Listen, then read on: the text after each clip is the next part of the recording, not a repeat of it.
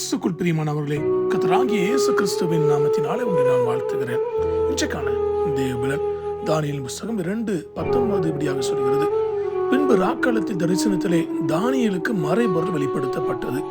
அப்பொழுது தானியேல் பரலோகத்தின் தேவனை ஸ்தோத்தரித்தான்.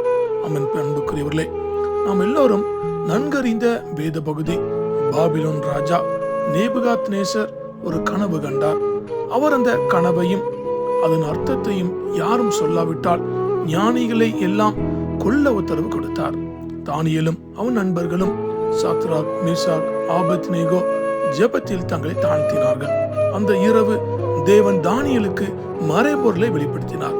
ஆமென். பிரியமானவர்களே, நம் ஒவ்வொருடைய தனிப்பட்ட வாழ்விலும் நாம் அறிந்து கொள்ள வேண்டிய தேவனுடைய திட்டத்தின் மறைபொருள் உள்ளன.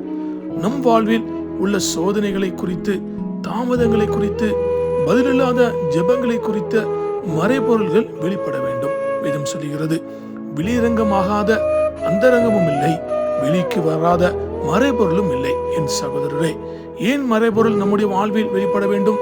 நமக்குள் காணப்படும் பயத்தை நீக்குவதற்கு, நம்முடைய வாழ்வில் திசையை மாற்றுவதற்கு, நாம் சத்தியத்தில் நடப்பதற்கு, கடைசியாக பரலோகத்தின் தேவனை மகிமைப்படுத்துவதற்கு.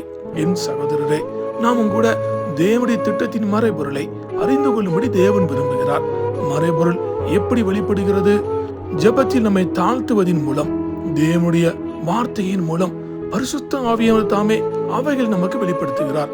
தானியேலை போல நம்மை தாழ்த்தி ஜெபிப்போமானால், அப்பொழுது கர்த்தர் தாமே நம்முடைய வாழ்க்கையில் மறைந்திருக்கும் தேவ சித்தத்தை நமது நேரத்தில் அல்ல, அவருடைய நேரத்தை வெளிப்படுத்தி நம்மை சத்தியத்தின்படி நடத்தி பரலோகத்தின் தேவனை ஸ்தோத்தரிக்கிறவர்களாக நம்மை ஆசீர்வதிப்பாராக.